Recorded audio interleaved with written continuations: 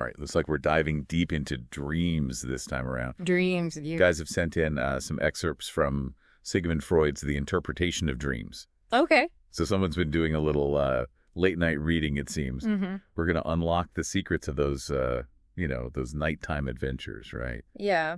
Dreams have always fascinated people. I mean, for centuries, people have been trying to figure out, what they mean, whether they're prophecies or messages from the gods or some kind of glimpse into the future. Right. But before Freud, most of those interpretations were kind of based on supernatural explanations. Whoa. But Freud, he kind of came along and revolutionized the field. Yeah. He approached dreams from a scientific and psychological perspective. So instead of looking for prophecies or messages from the gods, Right. Freud was searching for something else. Exactly. What was it that he thought dreams were telling us? Well, he believed that dreams are like these disguised fulfillments of repressed wishes. And these wishes, they often have their roots in childhood. Ah, interesting. He wasn't really just interested in like what you see in the dream, Right. but the deeper meaning behind it. I see. For example, he had this patient Okay. who dreamt about eating strawberries. Strawberries, all right?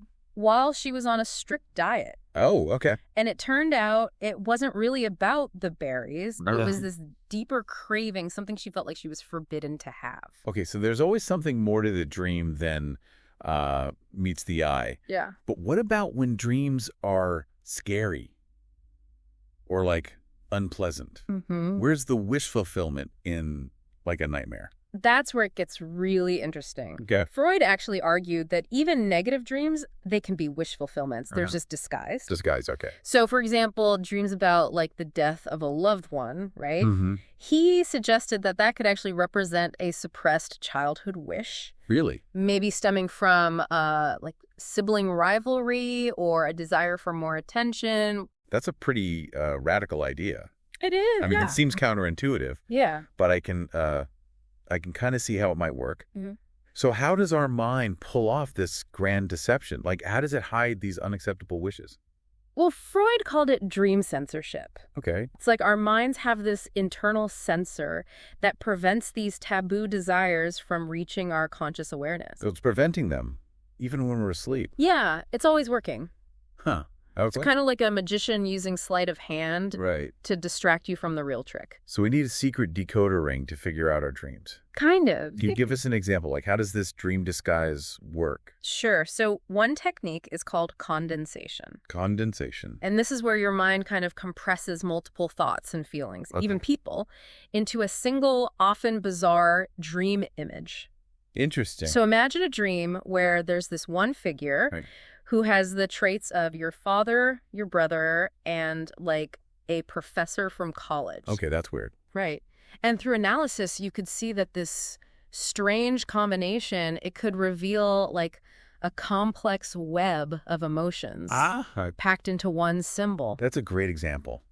Thanks. It makes it seem like even the random details in a dream could have a deeper meaning. Exactly. Are there other ways that our mind disguises these wishes in our dreams? Yeah. So another one is called displacement. Okay. And this is where the emphasis shifts to something seemingly insignificant. All right. So Freud analyzed a woman's dream, and in it, she was completely focused on a botanical monograph. A botanical monograph. It seemed really irrelevant at first. Yeah, that does sound random. And it actually represented a hidden desire for knowledge and recognition. Something that she had suppressed because of societal expectations. Fascinating. It seems like our minds are good at playing these mental gymnastics. They are, even when we're asleep. Yeah, even when we're asleep. Exactly. And then there's symbolism. Where objects or actions in the dream represent something else entirely.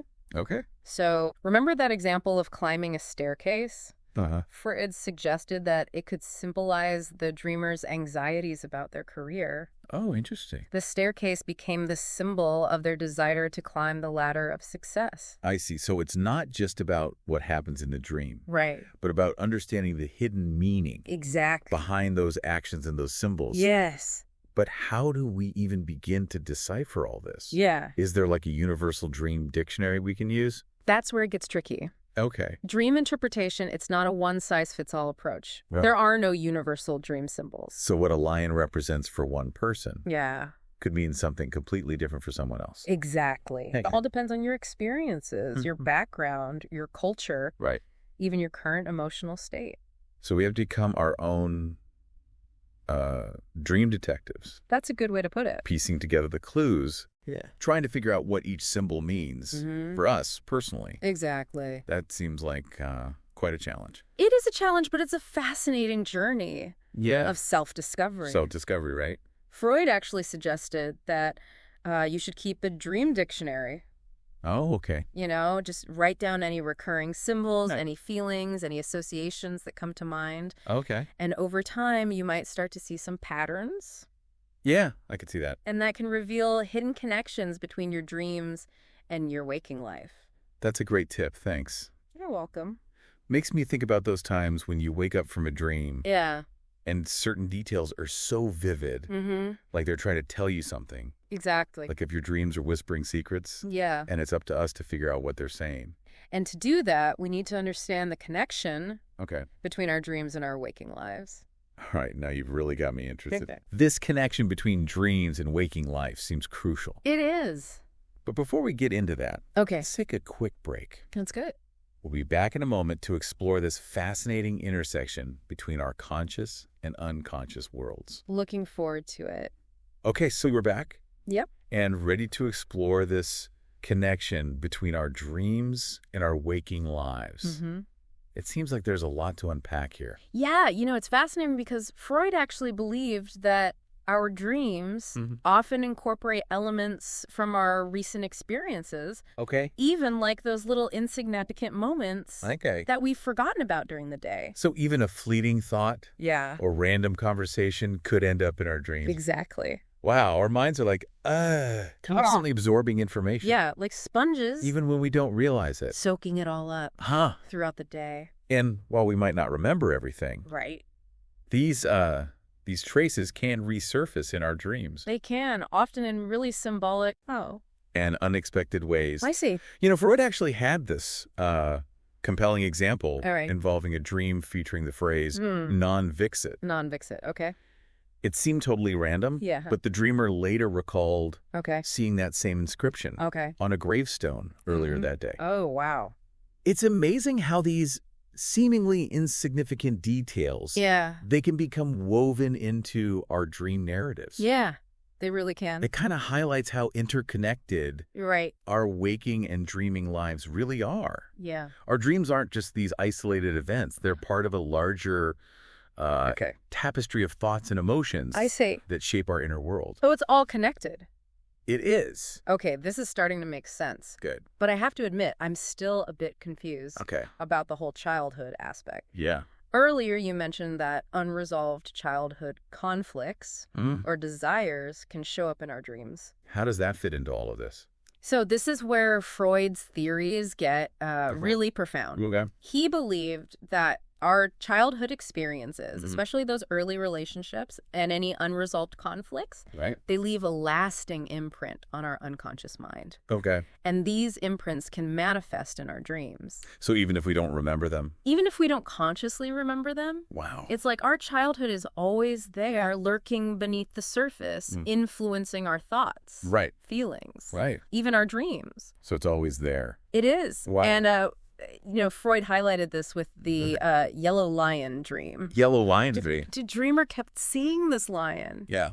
It felt completely random. Right. But during analysis, he realized that the lion was a forgotten childhood toy, Oh, wow. a symbol of a specific time in his life, Interesting. and all the emotions associated with it. It's incredible how those seemingly insignificant childhood experiences can have They can. such a lasting impact, It's pretty powerful. even isn't if it? we don't remember them. Exactly. And it goes beyond just specific memories. Okay. Freud believed that unresolved childhood conflicts, especially those related to family dynamics, Okay. can create anxieties and patterns of behavior Okay. that can persist into adulthood Right. and then manifest in our dreams. So those early experiences shape us in ways that They do? we don't even realize. Yeah. Can you give us an example of how these Yeah, unresolved conflicts might play out? sure. One common theme that Freud observed Okay. was the examination dream. The examination dream. Okay. You know that feeling of being back in school? Oh, yeah. totally unprepared for a big test. I've definitely had that dream. Yeah. It's always so stressful. It is. Makes me feel totally inadequate. Freud believed that this dream represents a deeper anxiety about being judged. Yeah. Not necessarily in school, but in other areas of our lives. Oh, I see. It could be our careers, our relationships, even our overall sense of self-worth. Right. And he suggested that this anxiety often stems from childhood experiences. Where we were constantly being evaluated. Yeah. By our parents, teachers, peers. So those early experiences kind of create this template for anxiety that can linger in our unconscious mind and then reappear in our dreams. Exactly. And it highlights how seemingly random dream scenarios can actually connect back to these fundamental human experiences and anxieties. It's amazing how it all fits together. It is, you know. These separate pieces, dreams, childhood, anxiety. It's like this complex psychological puzzle. And, you know, Freud doesn't shy away from exploring even the most sensitive and often taboo aspects of the human psyche. So this is where Freud's work gets really interesting and perhaps a bit unsettling for some. Yeah, it can be. His ideas about sexuality, they were definitely ahead of their time. They were. They really challenged societal norms in profound ways. He wasn't afraid to push those boundaries and explore those hidden motivations and desires that drive our behavior, even if it made people uncomfortable. Exactly. And when it came to dreams, he argued that many symbols, especially those involving objects or actions, even landscapes, could have hidden sexual meanings. This is where things start to get a bit more abstract. They do. They do. Can you give us some examples of these sexually charged dream symbols? Sure. So he often interpreted elongated objects like sticks, trees, towers as phallic symbols representing male sexuality and enclosed spaces like boxes, rooms, caves. They were often seen as representing female sexuality. Wow, that's a completely different way of looking at those everyday objects and spaces. You start to see how dream interpretation can become really subjective. It's not always clear-cut. It's not. And Freud was always careful to emphasize that dream symbols, they aren't universal. Right. Their meaning depends on the individual's experiences, their cultural background, their emotional state. It's all very personal. So it's like we need a personalized dream dictionary. Kinda, to decipher all these hidden meanings. And even then, there's still a lot of room for interpretation. Right, because dreams are so personal. That's the challenge and the beauty of dream analysis. Okay. It's not about finding those definitive answers. Okay. It's about the process of exploring and discovering those hidden layers of meaning that lie beneath the surface of our dreams. I see. It's a journey. It is. It's an adventure. This all sounds very insightful. But are there any practical techniques that we can use to analyze our own dreams? Absolutely. Like, do we need a guidebook? Well, Freud developed a technique called free association. Free association, all right. And this can be a helpful starting point. It involves simply allowing your mind to wander, you know, starting with a specific dream image or a symbol, and just noting down any thoughts, feelings, memories that come to mind. So it's about giving our thoughts permission to flow. Without censoring them. Trusting that our unconscious mind will lead us to those hidden connections. That's the idea.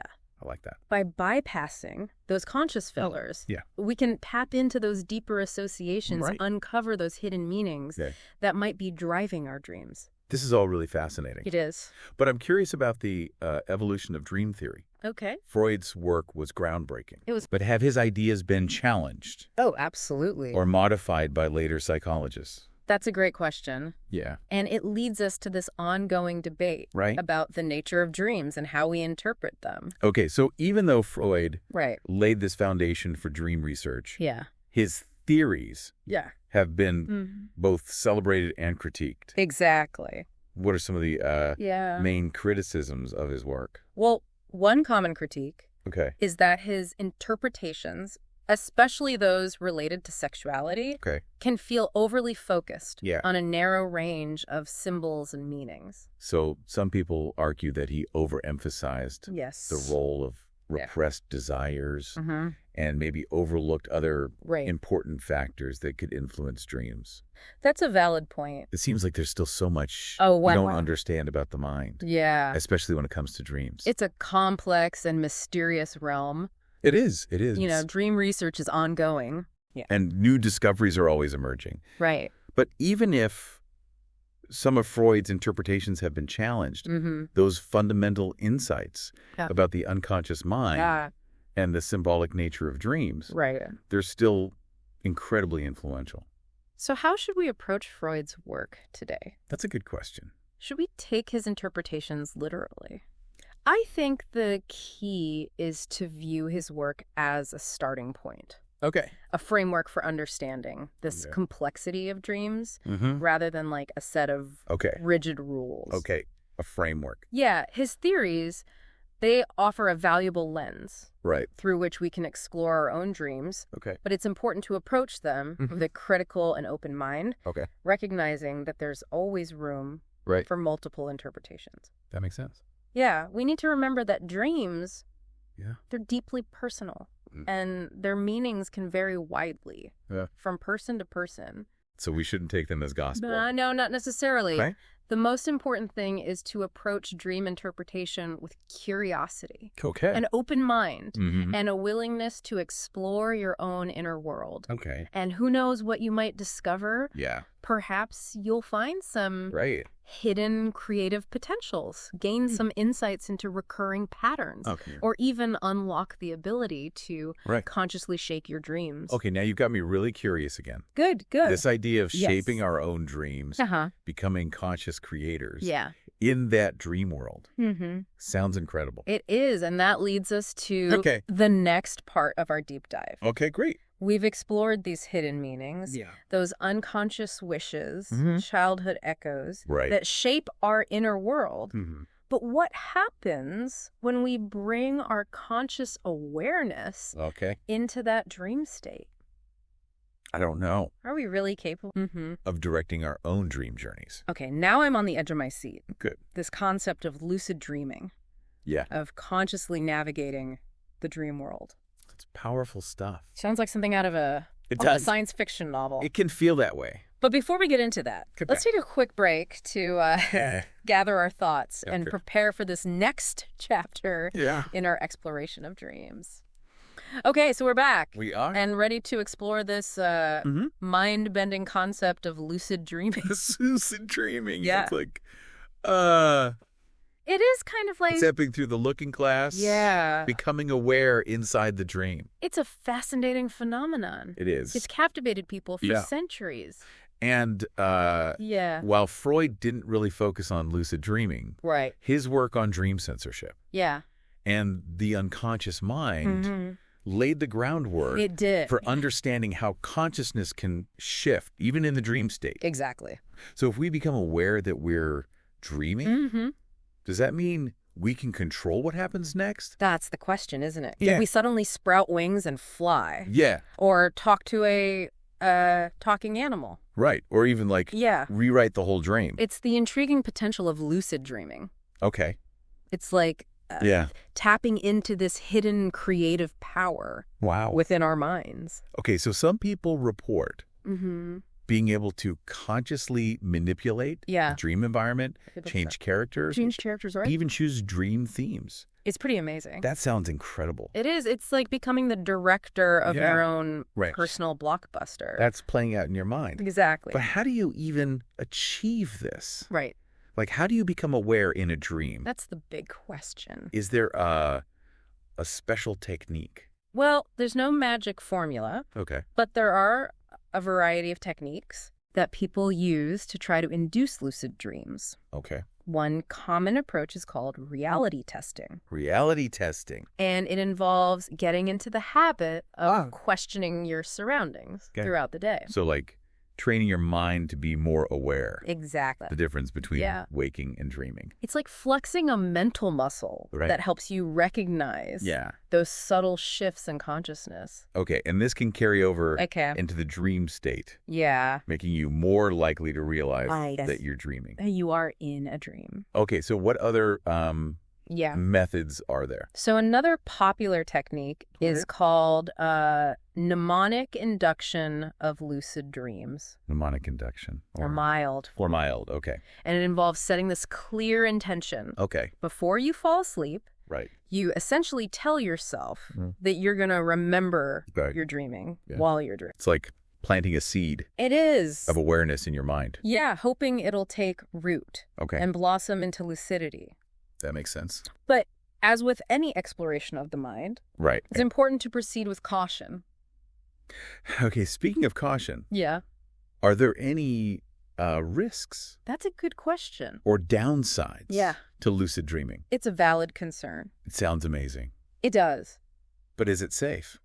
Well, researchers are still exploring that. Okay. But for most people, lucid dreaming seems to be safe. Okay. And even beneficial. Oh. It can enhance creativity, boost self-confidence, and even help overcome nightmares. So it's like taking control of those negative dreams. Exactly. Turning them into opportunities for growth and self-discovery. Exactly. But there are some potential downsides. There can be. So some people report feeling disoriented or even anxious after a lucid dream. Especially if they lose control of the dream environment. I can see how that would be unsettling. It can be. So it's like that blurring of the lines. Yeah, it's that blurring. Between waking and dreaming. Those two states.